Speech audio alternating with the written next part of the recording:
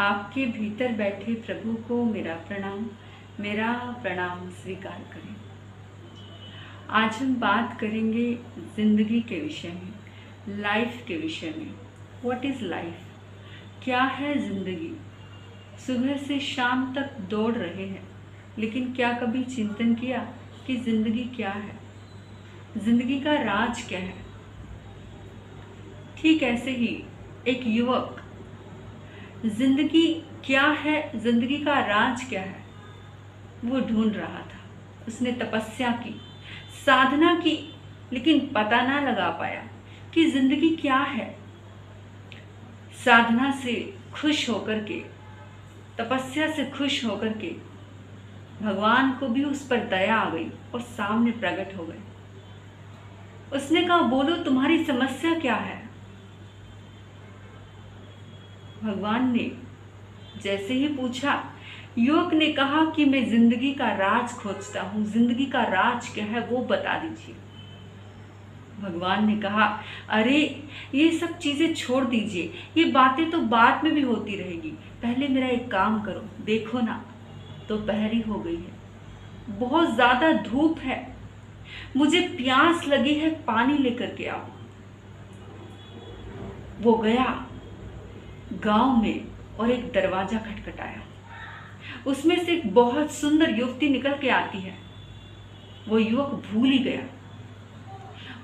गया कि इतने समय से तपस्या कर रहा था, जिंदगी का राज खोजता था। भगवान ने पानी के लिए बोला था, प्यास लगी थी, दोपहरी हो गई है, एक नई प्यास जग गई। और जैसे ही ये देखा, उस युवती ने कहा, तुम तो मुझे जानते भी नहीं, क्या मुझे ढूंढते हो?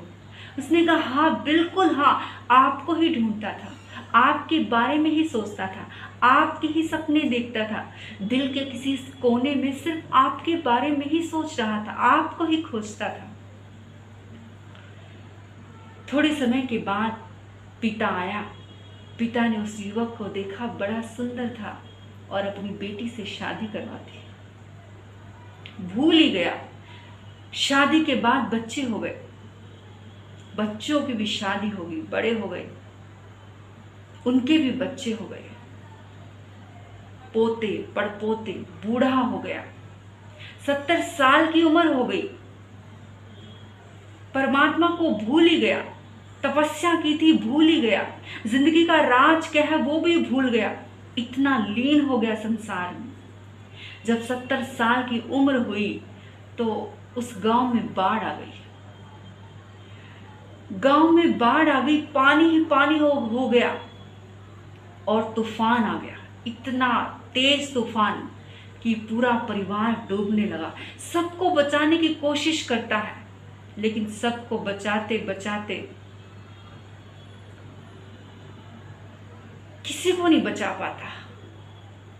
सब डूब जाते हैं, लेकिन एक बच जाता है, वो स्वयं, जिसको वो बचाना नहीं चाहता था। जोर जोर से रोने लगता है, चिल्लाने लगता है, चीखने लगता है। इतनी ही देर में क्या देखता है कि किसी ने कंधे पर हाथ रखा है। मुंह उठा करके देखा, कौन है? देखा प्रभु खड़े हैं, जिन्होंने पानी मंगवाया था। प्यास लगी थी, दोपहरी का समय था। प्रभु ने कहा, अरे ये क्या कर रहे हो? दोपहरी हो गई है, प्यास लगी है, पानी मंगवाया था, लाए नहीं अभी तक। युवक ने कहा, कौन सा पानी? कौन सी दोपहर? कहाँ है धूप? यहाँ पानी ही पानी तो था, मेरा पूरा परिवार डूब गया। देखा वहां कुछ भी नहीं है। प्रभु ने कहा, क्या कह रहे हो? मुझे नहीं पता, पहले तुम बताओ कि पानी नहीं लाए। और जैसे ही प्रभु ने ये कहा तो वो युवक प्रभु के पैरों में गिर गया, पैरों में गिर गया और उसने कहा कि प्रभु, मैं समझ गया कि जिंदगी का राज क्या है। आपको बताने की जरूरत नहीं है, बताने की कोशिश मत करना। मैं समझ गया कि जिंदगी का राज क्या है। जिंदगी एक सपना है, जिंदगी एक खेल है जो सपने में हम खेलते हैं, उससे ज्यादा जिंदगी कुछ भी नहीं है। हम भी प्रभु से वादा किया था, हमने भी तपस्या की थी, साधना की थी, अच्छे कर्म किए थे, प्रभु से प्रॉमिस किया था कि हम सिर्फ जिंदगी के बारे में जानेंगे।